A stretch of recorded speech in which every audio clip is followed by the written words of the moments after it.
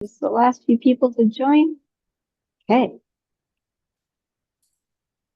Aloha, everybody. Thanks for joining us.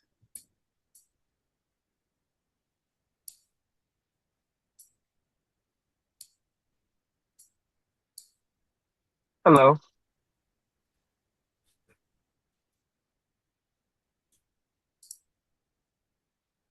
Okay, I think everybody is in, and we'll just get started, and people can jump in as they join us.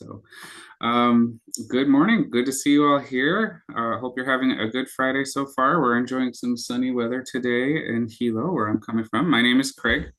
I am from Hawaii CC in Hilo, and my colleague here is Kimberly Martinson from UH Maui College. And today we would like to talk to you folks about building confidence and assertiveness.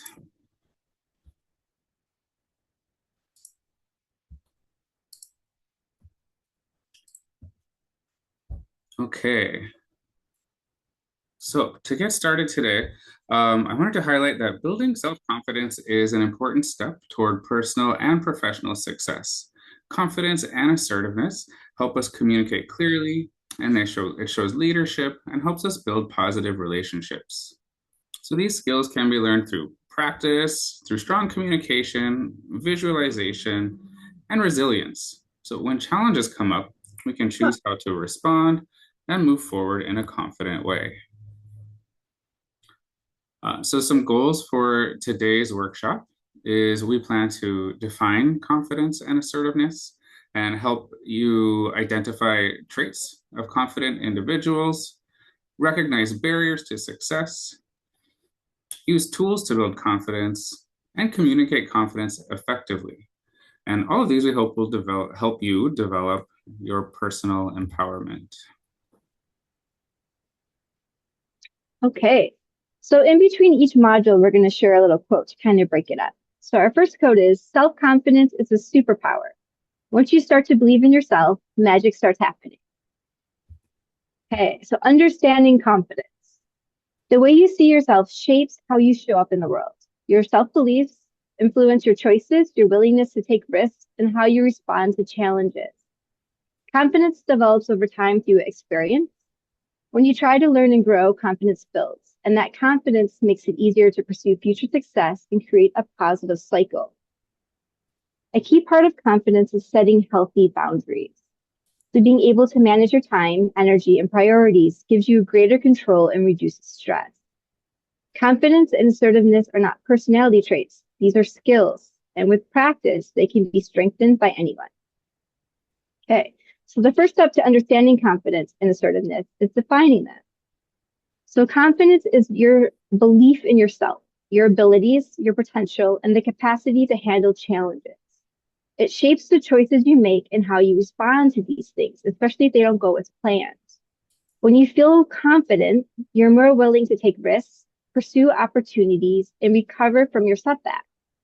Your self-beliefs matter, and they influence whether you step forward or hold you back. Assertiveness is how that confidence shows up in action. It's the ability to communicate. It's the ability to communicate your thoughts, needs, and boundaries clearly and respectfully. Assertiveness is not about being dominant or aggressive. It's about being direct, calm, and self-aware. It means knowing what you want, setting boundaries when needed, and expressing yourself without apologizing for your voice. So in simple terms, confidence is your belief, and then assertiveness is the behavior. And when you strengthen one, you strengthen the other. Okay, so there's two types of confidence. There's internal and external. So internal confidence is how you see and talk to yourself. It comes from your thoughts, values, and growth and your self-awareness. Now, research suggests that we can have over 70,000 thoughts a day, and many of them on repeat. That means that your inner dialogue has real power. The way you think about yourself can either strengthen your confidence or slowly chip away at it. Self-esteem and self-compassion play a major role in whether you take risks, you pursue opportunities, and bounce back from setbacks. Now, external confidence comes from outside sources, such as praise, your grades, job titles, social media validation, appearance, or how others see you. Positive feedback can boost motivation, but if your confidence depends only on the external approval, it can rise and fall quickly. So lasting confidence starts internally. When you learn to manage your thoughts and build self-trust, your confidence becomes more stable no matter what's happening around you. Okay, so next we're going to talk about the benefits of assertiveness. Okay, so adopting an assertive mindset creates real opportunities for growth. Assertiveness is not about being aggressive, it's about communicating clearly, confidently, and respectfully. It allows you to express your needs while also considering your needs for others. Assertive individuals often feel more empowered because they approach conversations from a place of equality. They can step into leadership roles with confidence while remaining empathetic and collaborative. In college and in the workplace, assertiveness helps build productive, respectful teams. So the good news is assertiveness and confidence are skills, and skills can be developed with practice. Okay, so benefits of being an assertive include you have clearer, more effective communication, stronger problem solving and conflict resolution, increased ability to negotiate and advocate for yourself, reduce stress and anxiety. You can have greater job and academic satisfaction, and earning respect from your peers, professors, and supervisors. So with time and intention, anyone can strengthen their assertiveness and build lasting confidence. So next we're going to talk about communication. Okay. Effective communication is a key skill. So how you express your thoughts and needs impacts your relationships, academic success, and future careers. While everyone communicates differently, the goal is to communicate clearly and respectfully. And today we're going to talk about 4 main communication styles. The first one is passive. So these are the individuals who avoid expressing needs or opinions. They often apologize excessively, avoid conflicts, and allow boundaries to be crossed. And next, we kind of have the opposite. We have aggressive. These individuals express their needs maybe in a forceful or hostile way. They blame others, interrupt, or use commands, and they focus on winning rather than understanding. Next, we have passive aggressive. These are individuals who appear passive on the surface, but they may express frustration indirectly. So examples could include sarcasm or silent treatment or gossiping behind others' backs. This is all passive aggressive. And then lastly, we have assertive. This is individuals who speak clear, direct, and respectful, expressive thoughts and needs while honoring others' perspective, and they often use I statements and set healthy boundaries. So assertive communication is the most effective because it balances confidence with respect. Okay. And then speaking of confidence, we're going to talk about low self-confidence. So again, confidence helps us move forward in schools, career, and in life. But at times, self-doubt can take over, and feelings of insecurity or fear of failure can cause us to hold back from opportunities. Low confidence can be influenced by past experiences, criticism, setbacks, or negative self-images. Whatever the cause, it's important to recognize the signs early so they don't control your growth. Okay, so some common signs of low confidence include constantly worrying about what others think, maybe avoiding new challenges or withdrawing socially, struggling to accept compliments or blaming others or making excuses, and then doubting your own decisions. So recognizing these patterns is the first step to changing that. Okay. So next we have a few questions, multiple choice questions. So the first one, and you can just type in the chat your answer.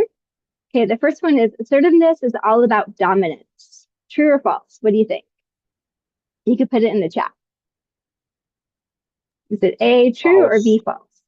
False. Okay, yes, false. Lots of B's. That's great. Being assertive is not about dominance, but rather expressing opinions in a positive, respectful, confident manner. Great. You guys are awesome. Okay, next question. Which of the following is not a benefit of assertiveness in the workplace? Is it improved communication, greater job satisfaction, increased job turnover, or gained respect from others? Great. I see lots of C's. You guys are fast. C, improved communication, greater job satisfaction, and gain respect from others. All benefits of assertiveness in the workplace. Okay, we have one more question. Okay, the avoidance or disagreement may be an example of which style of communication? Passive aggressive, or assertive? Yes, A's. Perfect. You guys are on it. Examples of passive communication. All right. You guys are awesome. Okay, on to you, Craig. E. Cummings reminds us that once we believe in ourselves, we can risk curiosity, wonder, spontaneous delight, or any experience that reveals the human spirit. I think this is very true. Confidence really opens up a lot of what the world has to offer us. And characteristics of confidence. So many people believe confidence is something you are born with. In reality, confidence is built over time. Everyone can improve self-confidence. Confident communicators use specific skills to succeed, even in difficult situations. Developing these skills improves both personal and professional growth.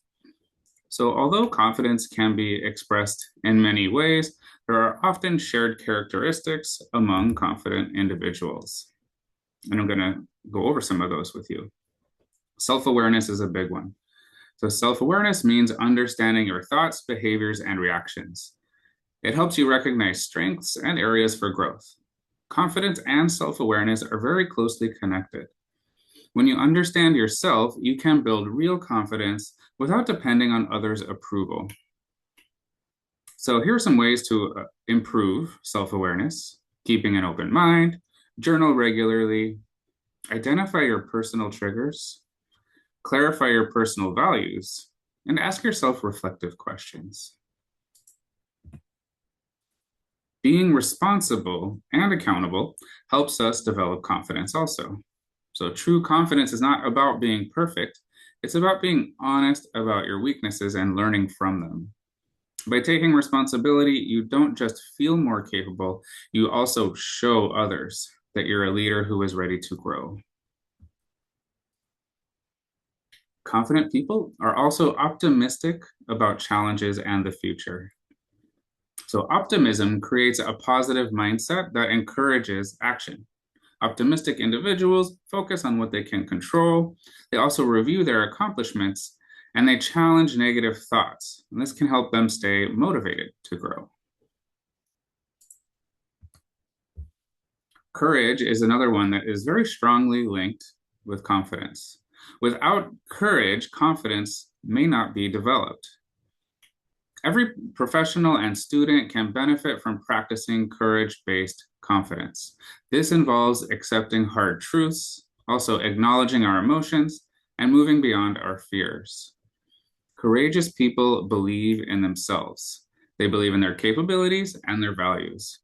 They remain brave when faced with difficulties or challenges, and tend to be less fearful because they recognize and believe in their capabilities. While confidence is a feeling of self-belief, courage is a choice of acting on those beliefs. So once we practice this and our confidence is boosted from acting on courage, we can, with this learning, move forward and continue to do courageous things. Confident people are also humble. Humility means recognizing both strengths and weaknesses, also accepting feedback and admitting mistakes. So true confidence does not involve bragging. It comes from internal pride and self-respect. And got a couple of questions for you. You can put your answer in the chat. Confidence is an innate trait that we are born with. True or false? Yeah, everybody was listening. Yeah, I don't think any of us are necessarily born confident, but it's something that we can build throughout our lifetimes. And blank is the ability to monitor our inner world, including our own behaviors, thought patterns, and reactions. A bunch of B's coming in. You guys are paying attention. Yeah, absolutely. Self-awareness is the ability to monitor our inner world.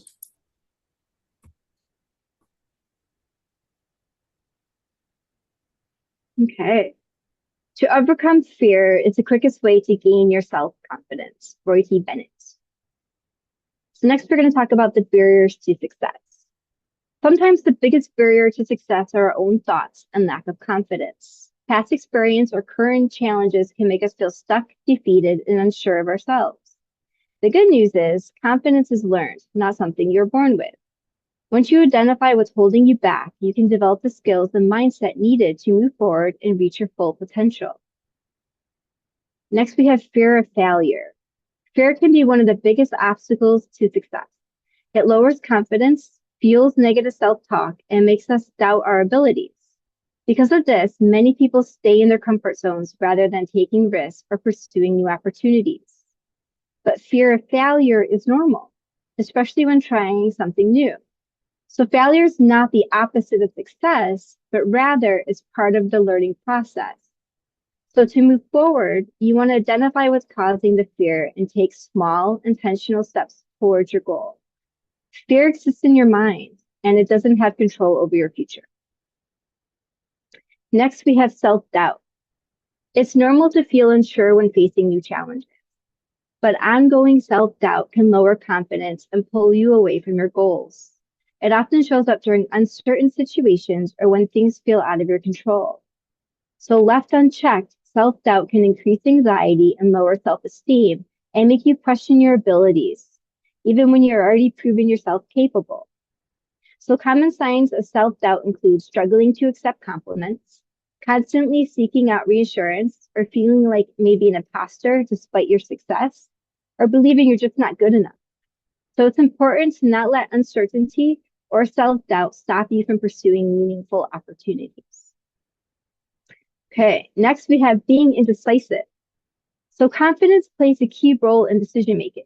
Now, perfectionism, overthinking, and people pleasing can make it hard to choose, especially when the stakes feel high. So taking time to think is always healthy, but when indecision lingers too long, it can lead to missed opportunities and increased stress. Remember, not deciding is still a decision, and it often means giving up control. So indecisiveness is a mindset, not a permanent trait. And with practice and confidence, you can learn to make clear, timely choices that move you forward. Okay, next we have comfort zones. Comfort zones are safe, familiar spaces where we feel at ease. And while they reduce stress, they also limit growth because they don't require new challenges or stretch your abilities. Many people stay in their comfort zones due to fear or self-doubt. Now, stepping outside can feel uncomfortable and create anxiety, but staying comfortable can mean missing important career and life opportunities. Confidence grows through action. And when you challenge yourself and face discomfort, you prove that you're capable of growth. And over time, your comfort zone expands. So doing what feels uncomfortable today builds the confidence you will rely on tomorrow. Okay, next we have the harm of comparison. So it's natural to compare ourselves to others, but constant comparison can damage our confidence and growth. Now, this is especially true in the workplace and at the age of social media, where platforms like Facebook and Instagram often show curated highlights rather than what's real. Now, comparing ourselves to others can lead to insecurity, negative self-talk, and feeling behind. It can also distract us from our own goals and make us question our own abilities. On the other hand, comparing in a way that makes us feel superior can harm relationships and weaken professional connections as well. So comparisons shift focus away from the progress and towards competition. Confidence comes from measuring your growth against who you were yesterday, not against someone else's highlight reel. So remember, reducing harmful comparisons allows you to focus on your own development, strength, and long-term goals. Okay, so we're going to sum this all up. So moving forward with confidence. So fear, self-doubt, and indecision, comfort zones, and comparisons are common barriers, but they do not define your potential. So remember, fear is natural, but growth happens when you act anyways. Self-doubt may speak loudly, but it doesn't tell the truth about your abilities. And indecision feels safe, but remember, choosing or not choosing is still a choice. And comfort zones feel secure, but confidence grows outside of them. And comparison distracts, but your only real competition is who you were yesterday. So confidence is not something you're born with. It's built through action, reflection, and courage. And the moment you choose to take ownership of your thoughts and decisions is the moment you begin creating the future you want. So we have some questions again. So the first one is, blank can often be the biggest enemy of success. You have A, delegation, collaboration, fear, or planning. You guys are so fast. Yes, C, fear hinders our confidence and prevents us from missing out. Okay, next question. What is the key message about indecision? Is it A, avoiding decisions removes responsibility? B, not deciding is still a decision? C, indecision always leads to better outcomes. And D, decisions should never be made quickly. Okay. So I see some B's and C's. Okay, the answer is B, not deciding is still a decision. And it often means giving up control. Great job, guys. Okay, one more. Which statement best supports building confidence? Is it A, wait until you feel fully ready? B, avoid uncomfortable situations? C, take action despite fear or uncertainty? Or D, compare yourself to others for motivation? Okay, you guys are fast. C is awesome. You want to take action despite fear or uncertainty. So the moment you choose to take ownership of your thoughts and decisions is the moment you begin creating the future you want. Amazing. Okay.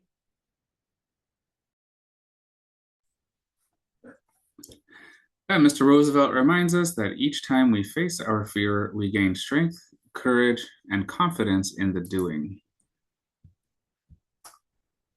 So in this section, we'll go over some powerful tools to help us build and keep confidence.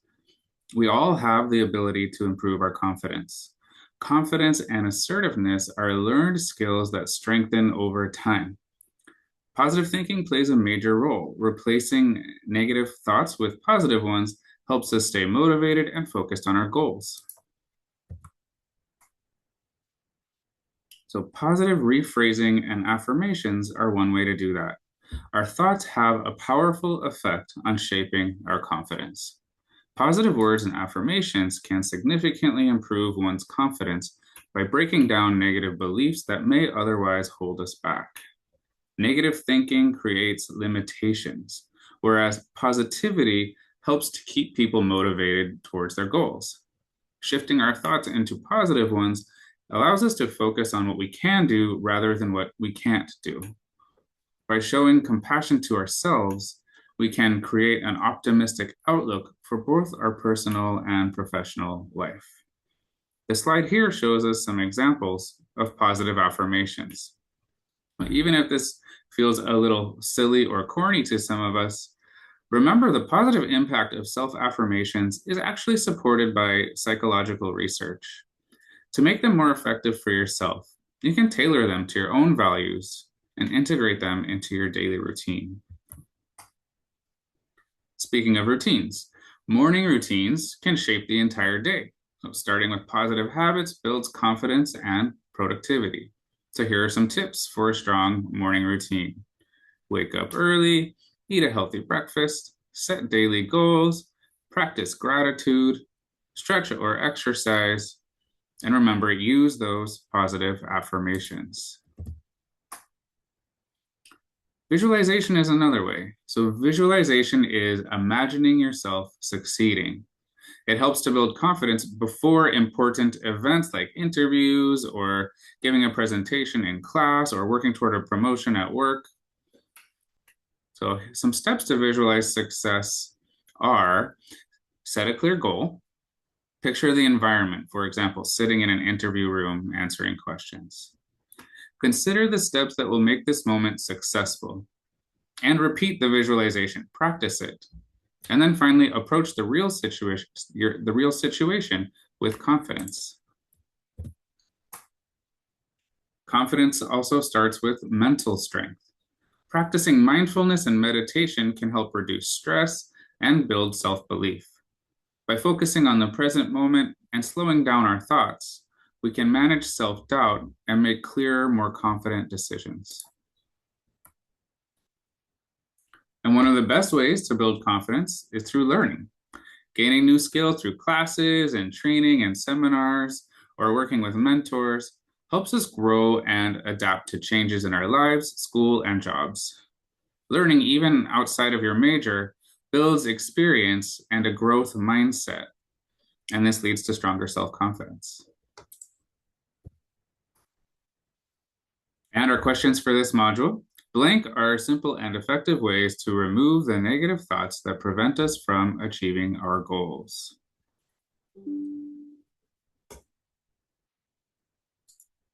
Yeah, I see a bunch of B's coming in. Yep.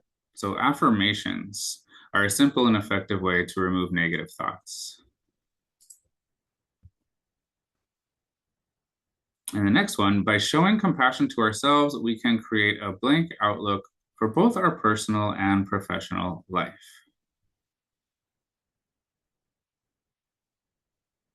See a bunch of B's coming in.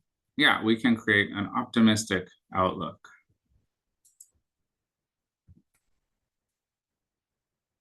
And which of the following will help a professional to gain knowledge on new skills? Is it A, taking courses on specific skills, B, attending a seminar, C, seeking guidance from a mentor, or D, all of the above? And everybody's answering all right away. Yeah, it's all of the things. Professionals can gain knowledge and new skills through taking courses on specific skills, attending seminars, and so on. Okay. If we all did the things we are capable of doing, we would literally astound ourselves. Thomas Edison. It's a great quote. So communicating with confidence. Communication is part of everything we do, and confidence is shown in how we say things and not just what we say. Tone, word choice, posture, and body language all shape the impression we leave. So people form opinions quickly, and confident communicators speak clearly, express their thoughts respectfully, and are not afraid to share their voice. Now, the good news is confident communication is a skill that can be learned and practiced. Okay, so the first one is sounding confident. Confidence influences how others perceive us and can open doors professionally. It's normal to feel nervous, but rushing or using filler words such as like or speaking passively can weaken your message. With preparation and the right mindset, anyone can communicate confidently. So ways to sound more confident. You want to be prepared and know your subject. You want to speak clearly and at a steady pace. So if you're somebody who rushes through everything, it talks really, really, really fast, try to be mindful to slow down, okay? Pause instead of using filler words and use positive body language and smile, right? And then avoid downplaying yourself and your ideas. Confidence isn't about being perfect. It's about presenting your ideas with clarity and certainty. So next, we're going to talk about body language. Now, body language is just as important as words when we're communicating with confidence. Your posture, facial expressions, and gestures send powerful messages about how you feel and how much you believe in what you're saying. Now, strong body language builds trust and authority and can even improve how your voice sounds. So confident body language can be demonstrated by maintaining good eye contact, right? Making eye contact with the audience as opposed to like looking at the floor or ceiling. If I'm talking to you and I'm like this, it kind of changes what I'm saying, right? And avoid fidgeting, like tapping your fingers or bouncing or like moving around the whole time. And then pay attention to your posture. You want to stand up straight, or if you're sitting, sit up straight. If I'm talking to you and I'm like this, and I'm like, you can kind of see me and I'm off. It's not as powerful if I'm actually sitting here. I look bored and I don't want to look bored. I'm in a workshop with you guys. So you want to be aware of your body language. Okay.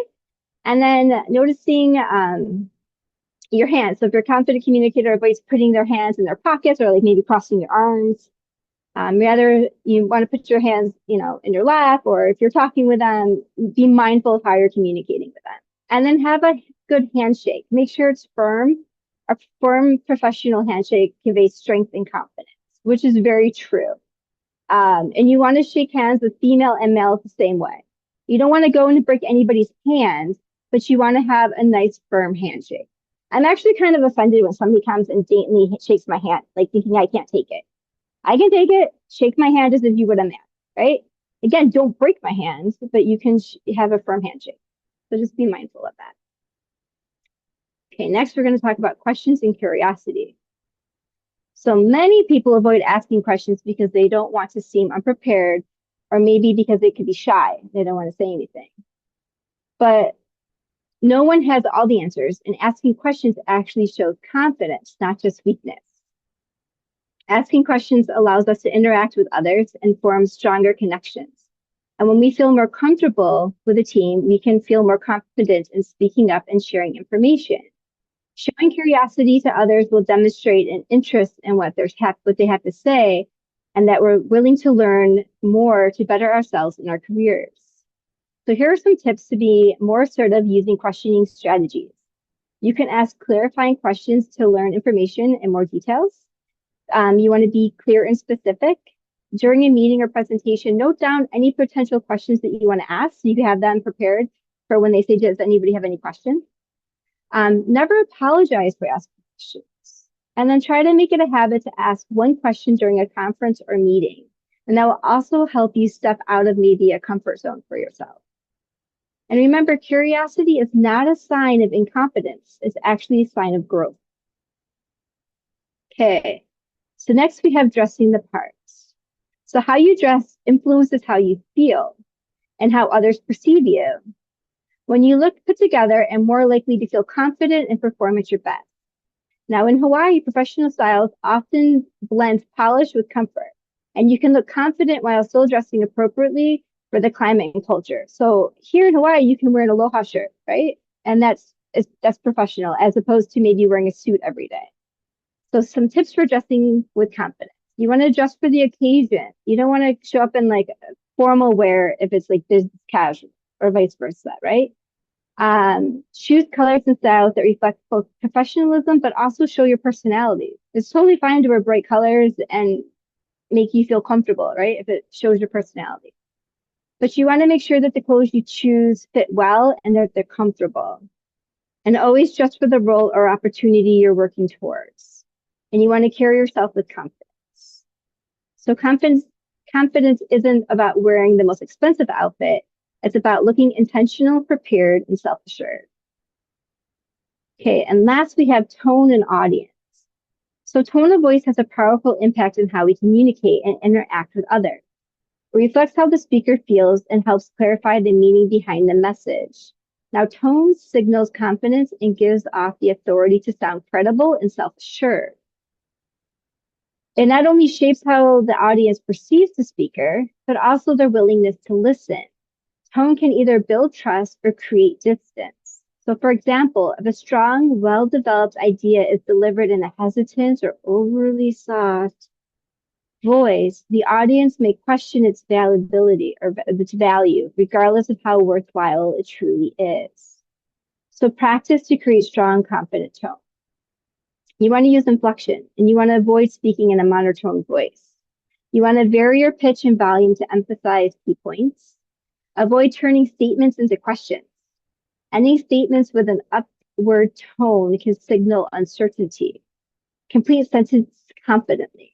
And then again, speak with a smile. This is naturally strengthens and warms your voice. And be intentional. You want to consider your audience, your message, and what tone best supports your purpose.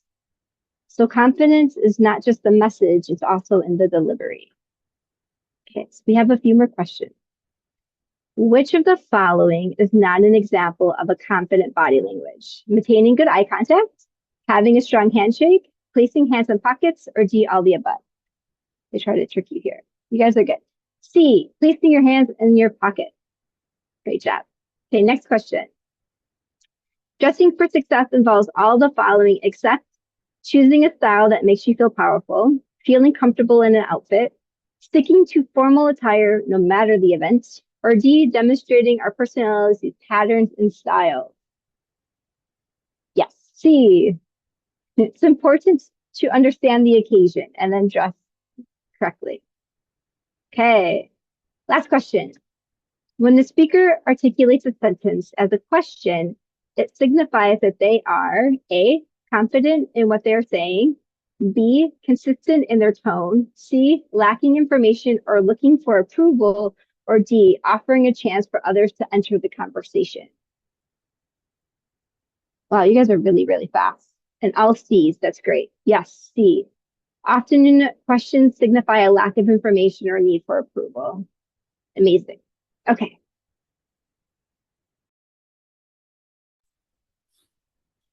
It is not the mountain that we conquer, but ourselves. Very true. Developing assertiveness.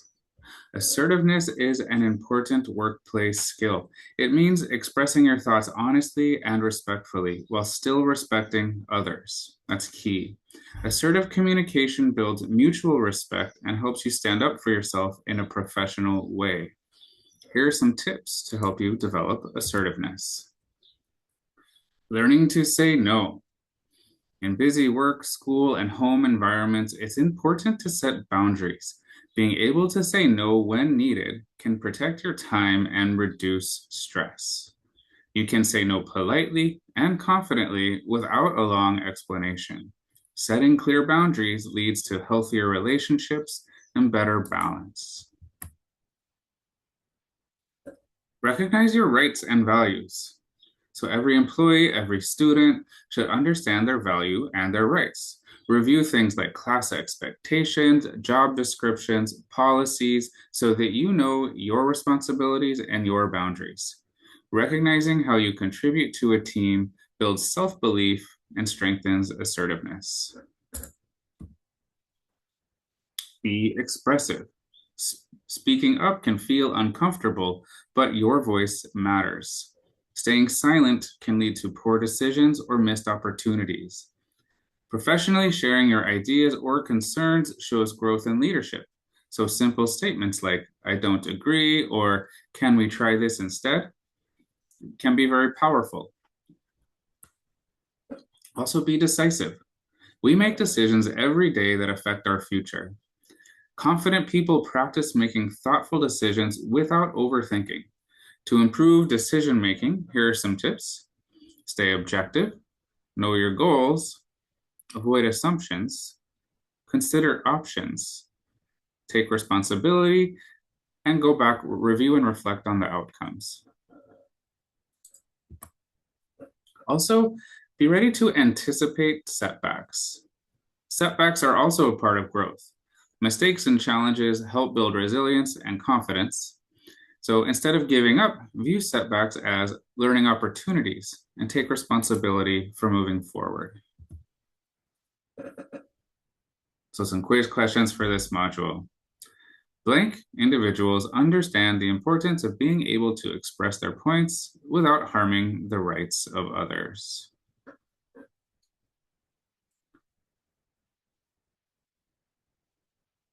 Yeah, I see a bunch of B's coming in. Yeah, assertive individuals understand the importance of being able to express their points without harming the rights of others. Yeah, that's important to find that line between assertive and aggressive. Yeah. And the ability to decline tasks or requests is a key factor in maintaining good communication and healthy relationships. True or false?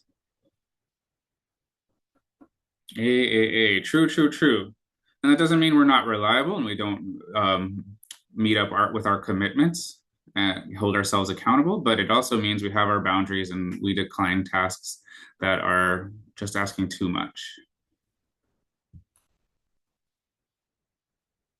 And when declining a request, it is required to give a lengthy explanation of why it cannot be done. True or false?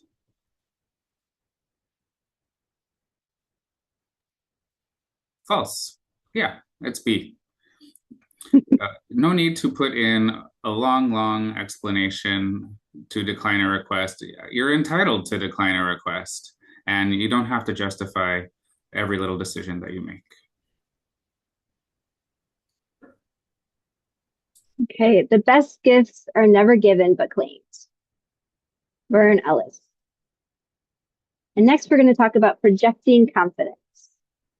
So projecting confidence is essential for creating meaningful and impactful interaction. Even the strongest ideas can lose influence if they are delivered without control or certainty. And not just what you say, it's how you carry it. So confidence communicates trust, commitment, and capability. It signals intelligence and professionalism, helping others feel engaged and assured in your message. When confidence is lacking, credibility can suffer and opportunities can be missed. So whether you're pitching to investors, meeting with clients, leading a team discussion, or presenting new ideas, the ability to project a strong and confident presence is critical. So confidence is not about arrogance. It's about clarity, composure, and conviction. Projecting confidence strengthens professional relationships and opens doors throughout your career. Okay, next we have interviews and first impression. Many factors contribute to a successful interview, and confidence is one of the most important. Even if you feel confident, others must be able to see it. First impressions are powerful, and once formed, they can be difficult to change. When someone presents themselves with confidence, it signals readiness, capability, and professionalism. In many cases, projecting confidence is just as important as having the right qualifications. So the impressions begins with how we view ourselves. When we recognize the value we bring to a role, we naturally communicate with greater clarity and assertiveness. So ways to demonstrate confidence in interviews include smiling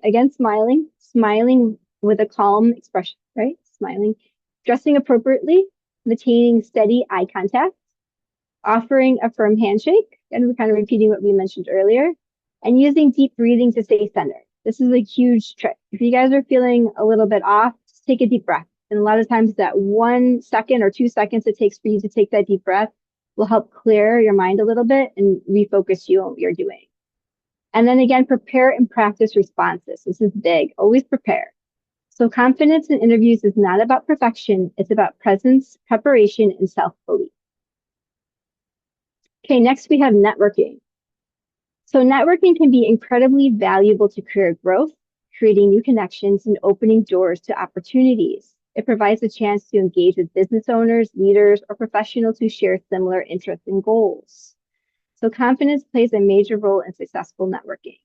And bringing a positive mindset to an event helps you appear warm, approachable, and generally interested in others. When you communicate confidently, experience becomes more enjoyable and productive. While networking with confidence may take practice, the long-term benefits of expanding your network make it worthwhile. So some tips for networking. You want to, again, smile and appear relaxed and welcoming. Maintain strong posture and your shoulders back and head up, right? You want to have good posture. You want to try to speak clearly and in an appropriate volume. You don't want to be screaming at somebody. Stay present by listening more than you speak and maintain natural eye contact. And then maybe set some goals before attending events. If there's somebody that you really want to speak with, maybe try to, set a few goals so you can reach them when you're there. So confidence in networking is about presence, curiosity, and intentional connection. Okay, next we're going to talk about presentations, which I'm sure you guys are all very familiar with. So presenting with confidence is a valuable skill in any role or industry. While presentations can feel nerve-wracking, projecting confidence is essential for creating a positive and lasting impression. Now, audiences quickly form opinions based on how a presenter sounds and appears. If the speaker lacks confidence, it becomes difficult for the audience to feel confident about the message. So confidence is contagious, and when a presenter looks and feels self-assured, that energy carries into the room. Now, the first 30 seconds are especially important. A strong start makes it easier to continue with composure and control. So here are some techniques to help present with confidence. You can rehearse thoroughly to feel prepared so you know the content. Listen to maybe uplifting music beforehand to boost your energy, get you into that right headspace. Using confident body language. Again, smile, stand tall, maintain good eye contact. And then you want to dress in a way that feels professional and empowering. Speak clearly, avoid filler words, and use intentional pauses, just like what I just did. Maintain a positive, audience-focused mindset. So presenting confidently isn't about eliminating nerves. It's about leading with preparation, presence, and purpose. You want to be prepared. Okay. Next, we have virtual confidence. As more businesses interactions move online, projecting confidence virtually is essential. So confidence often determines whether a virtual meeting feels professional and engaging or underprepared and ineffective. Even though through a screen, how you present yourself influences how others perceive your credibility and capability. So virtual meetings are still opportunities to make strong impressions and connect with professionals, sometimes even across the world. So although presenting through camera can feel challenging, although a lot of us are more comfortable with it because of Zoom, your audience will still evaluate both your verbal and nonverbal communication. So prepare your content and key points in advance. You want to always log in early to settle any technology issues that might arise. We've all done this with Zoom, and then all of a sudden you log into Zoom and it's like, we need to do an update or whatever the case might be, which delays you logging in, right? Mute the desktop or phone notifications so it doesn't disrupt. And then dress professionally. This also boosts your confidence and credibility. And keep your cameras on. If you're going to dress nice, turn the camera on. You want to sit up or stand tall, again, with posture. You don't want to be slouched over. We mentioned this earlier. And then use proper lighting so you can actually see who you are instead of you're sitting in the dark, okay? So confidence online, just like in person, comes from preparation, presence, and intentional presentation. Okay, so next we have meetings. We all love meetings. But meetings are also opportunities to share ideas, make decisions, and provide feedback. They also offer a chance to build and project confidence, and it's normal to maybe feel nervous before a meeting, especially depending on the topic or who may be present. However, we have control over how we show up and express ourselves professionally. Every participant brings value to the discussion, and confident visibility helps establish you as a strong team member. So here are some ways to project confidence in meetings. You want to prepare in advance, maybe by reviewing key data or maybe anticipating questions. Contribute early in the discussion to ease anxiety and build momentum. Ask thoughtful, relevant questions. Be honest. If you don't know the answer, that's fine. Maybe say, how can we look into this? Take initiative by volunteering for follow-up tasks. And then practice active listening to show respect and engagement. So confidence in meetings comes from preparation and presence. Okay, so we have a couple more questions. So talking excessively during networking event will improve your or project confidence. What do you think? Talking the whole time. True or false? Okay, yes, B, false. Talking less and listening more will improve confidence. Okay, which of the following is not an effective technique to help an individual gain confidence for a presentation? Is it A, rehearsing the presentation, B, listening to upbeat music before the presentation, C, being aware of body language throughout the presentation, or D, focusing on feelings of nervousness and anxiety during the presentation? That's not good. Yes, you guys are quick. D, you want to remain positive. Okay. Next question. If we do not know the answer to a question during a meeting, it is best to be honest of the uncertainty, B, pretend to know the answer, C, just avoid the question, or D, redirect the conversation. Awesome. I see lots of A's. You want to be honest, and it's fine that you don't know the answer, but you want to be honest about it. Okay, great. Oh, thanks, Kim. I just think I learned something that I want to use in the next meeting that I go to, and that I didn't use in the last meeting I went to. Okay, so courage is resistance to fear, mastery of fear, but not absence of fear. So when we act on our values and assert ourselves, that fear is not gone. We're just learning to work with it and still stand up for ourselves while we sit with it. And personal empowerment is a way to help us do that. Empowerment means taking control of your life. Your mindset plays a major role in reaching goals and handling challenges. So protect your time, your energy, face your fears, and make your own decisions to help you build confidence and independence. Overcoming our fears, facing our fears can have life-changing results. Fear has a negative impact on confidence, self-esteem, and overall success. Whether it is public speaking, meeting new people, or starting a new class or a new job, it is natural to feel some level of fear. The best way to overcome these fears are to face them and accept them. Strengthening one's mindset about how fear is perceived will help us to build confidence to try new things and take on new challenges. It helps to visualize ourselves performing our fearful tasks with confidence in order to instruct our minds on how to take action. The key is to challenge our fears rather than ignore them. To overcome fears, consider the following. What exactly is the fear? Where did it stem from? What would happen if I did not avoid this fear? And what are the pros and cons of taking this risk? And how can I overcome this fear? Setting goals. Setting clear, specific, and measurable goals also builds confidence. Goals provide direction and motivation. Achieving milestones increases self-belief and encourages future success in both school and our careers. And identifying strengths. Everyone has unique strengths. Focusing on your talents instead of comparing yourself to others definitely helps us build confidence. Identify your strengths by asking, what do others appreciate about me? What do I enjoy doing most? And when do I perform at my best? Also, what increases my confidence? So journaling on this, reflecting on this can be very useful. Recognizing and using your strengths will help you succeed in college and beyond. And next one, setting personal boundaries. Confidence and boundaries go hand in hand. Setting clear boundaries that match your goals and values protects your time and your personal priorities. Communicating them respectfully shows courage and builds self-respect. Healthy boundaries don't limit you, they help you stay in control and focused. Also, positive social connections. The people we surround ourselves with have a big impact on our lives. Positivity is contagious, but so is negativity. When we don't have support, it's easy to feel self-doubt.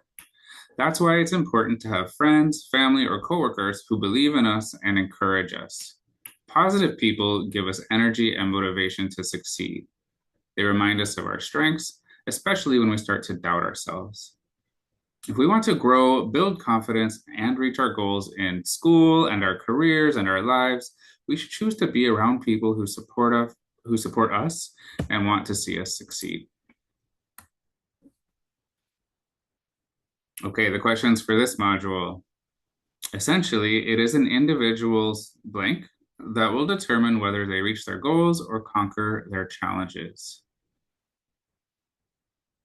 A, social group. B, job position. C, mindset. D, age. Yeah, I see a bunch of C's coming in. It is an individual's mindset. So we ourselves, all by ourselves, have a lot of control over this piece of how we interact with the world. And the next one, the best way to overcome our fears is to ignore them. True or false? Hopefully we all got that one. Yep, B. It is false. Can't ignore them. They're always going to be there. And we can figure out how to sit with them and work with them. And what will help to give us drive and a sense of direction? Is it employee manuals, social comparison, guidelines?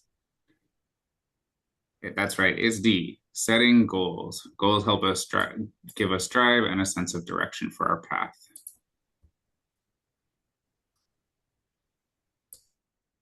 Okay.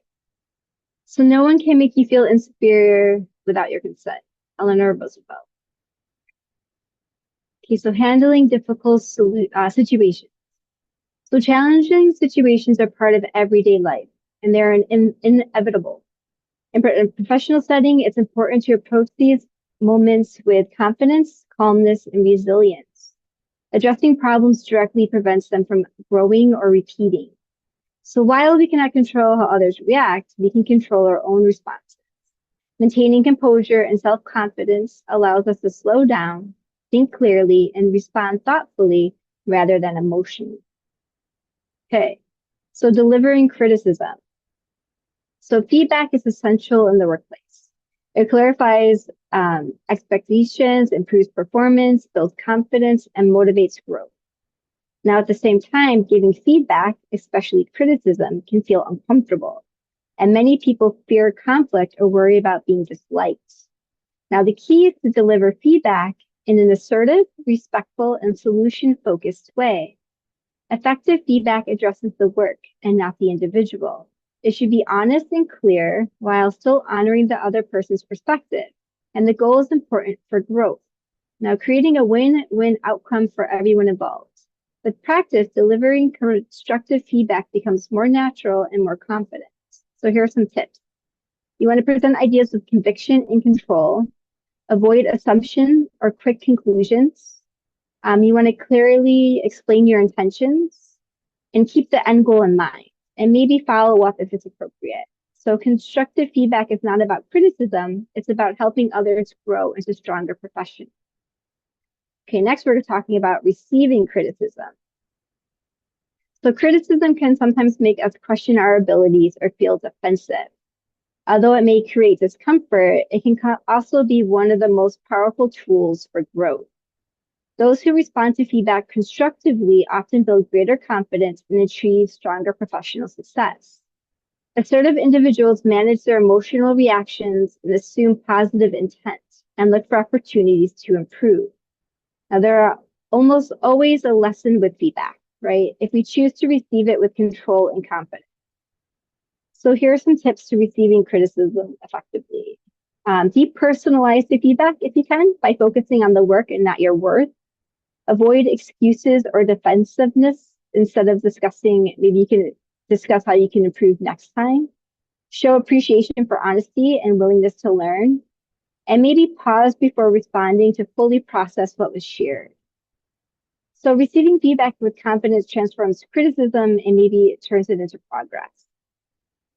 Okay, next we have dealing with aggressive behavior. So at times we might need to interact with aggressive individuals. And in these moments, it's essential to remain calm, assertive, and firm. Responding with hostility will only escalate the situation, while a composed response helps protect your rights and your safety. So whether aggression stems from frustration, anger, or stress, handling it confidently contributes to a healthier environment. Now, with the right approach, aggression can often be redirected into cooperation. So here again are some tips to deal with aggressive behavior confidently. You want to remain calm. You want to stay grounded to prevent escalation and try to model your own behavior. Right? Use assertive communication. Stand firm in your right to be treated with respect. Be proactive and reactive. Be proactive, not reactive. Focus on facts and solutions rather than your emotions. And maybe show empathy if it's applicable. Acknowledge feelings and respond with sensitivity. So confidence under pressure strengthens both professionalism and personal safety. Okay, next we're going to talk about dealing with passive behavior. So remaining assertive while interacting with passive individuals is an important workplace skill. People who display passive behavior may avoid conflict or hide their feelings or stay silent due to low self-confidence or fear of rejection. So although they may appear easygoing, their ideas and concerns often go unheard. So encouraging open communication through thoughtful questioning, clarification, and reflection could help create a safe space where their contributions feel valued without forcing them to speak before they are ready. And then last, we have passive aggressive. So passive aggressive behavior can be more destructive to a team. It may appear through like sarcasm or maybe backhanded compliments or subtle negative body language. So this behavior often stems from insecurity or a desire to regain a sense of control. Now, addressing it requires a calm, clear, and direct communication rather than redirecting it emotionally. It is important to set respectful boundaries and open a dialogue that allows concern to be expressed honestly. So strong assertiveness supports both inclusion and accountability, creating a healthier and more productive work environment. Okay, and then last we have negotiating. Negotiations can feel intimidating, especially when the other person seems to hold more power. However, successful negotiation relies on confidence, preparation, and assertiveness, not authority. The goal is not to win, but to reach a solution that benefits everyone involved. Now, mutual respect is essential on both sides. So although negotiations can feel stressful, it is a skill that improves with preparation and practice. Preparing in advance helps you clarify your desired outcome and anticipate maybe some possible objections and plan thoughtful reactions or responses to them. So here are some tips. So prepare in advance with everything, preparation.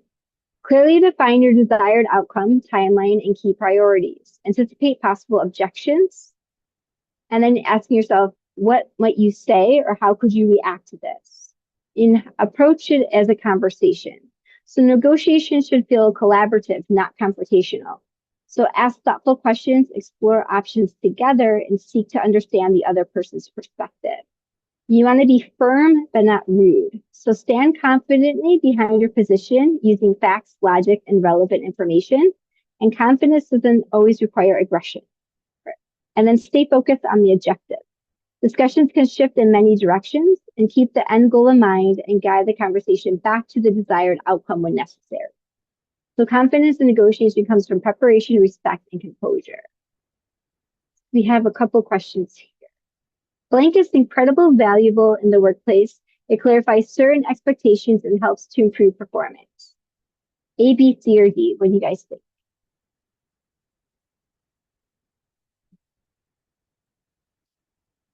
Okay. Yes, D, feedback is incredibly valuable in the workplace, and it clarifies certain expectations to help improve performance. Next question. What is typically the goal for passive aggressive behavior? What do you guys think? To evoke emotional responses, show empathy, avoid conflict, or create a win-win situation? Yes, you guys are on it. A, the goal of this behavior is to evoke emotional responses from the other person and gain a sense of personal power. Okay, last question. When negotiating, it's not necessary to see things from the opposing side's perspective. True or false? Yes, B, it's important to show mutual respect by asking questions. Okay, on to you, Craig. Whether you think you can or you think you can't, you are right. Yeah, so our mind has a lot of power. And we can also help build confidence in others. That's something that strong leaders do. When we support and encourage our classmates or our coworkers, we create a more motivated and productive team. Helping others succeed strengthens the entire group. So let's look at some ways that we can do this. And remember, even if you are not like an official group leader at this moment, you can practice these tips anywhere in your life, with your friends and your family, or at work, or doing a class project. These are tips that you could use no matter where you are. One of them is listen to learn. So feeling heard increases confidence. Whether in class, discussions, meetings, or presentations, people want their ideas to be understood. So practice active listening. And you can do this by being fully present, listening without judgment, reflecting back what you hear, validating feelings, offering safe ways for feedback. When people feel heard, they feel empowered. Also, celebrating successes. So celebrating success builds confidence. It helps us to recognize others. And here are some ways that we can do that. Saying thank you, complimenting specific work someone has done, encouraging their strengths, and sharing their achievements with the group. Authentic recognition motivates people to keep doing their best. And remember to embrace failure. Failure is part of learning. Instead of seeing it as a weakness, treat it as growth. Showing understanding and support when someone struggles helps them take risks and build confidence. And delegate important tasks. Delegating responsibilities helps others grow also. Giving someone meaningful tasks shows trust and helps them build skills and confidence. Micromanaging, on the other hand, can lower confidence and growth. Also, valuing others' opinions. This helps strengthen confidence too. Encourage people to share ideas and acknowledge good suggestions. When their input leads to action, their self-belief grows and the whole team benefits. And questions for this module. Successful people blank those around them. Belittle, look down on, empower, take control over. Good, that should be an easy one. Yep, C, successful people empower those around them. Which of the following will not help a team member to feel heard? Being fully present in a conversation, offering confidential surveys to people, validating feelings that are shared, or passive listening. Right. D, passive listening will not help a member to feel heard. So if you're just cruising on your phone, even if you are listening, they need to see it and feel it. Failure should be viewed as a blank. A final result, a learning opportunity, a negative, an obstacle.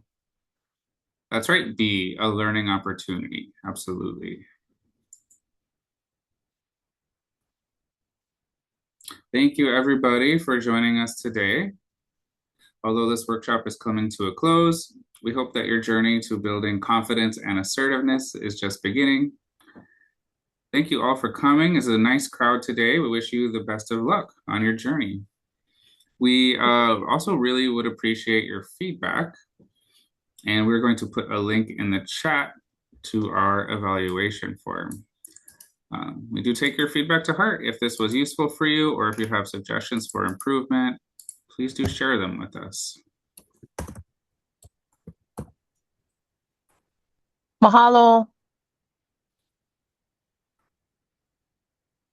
Thanks, everyone. Thank you, guys. Thank you. Thanks, Bula.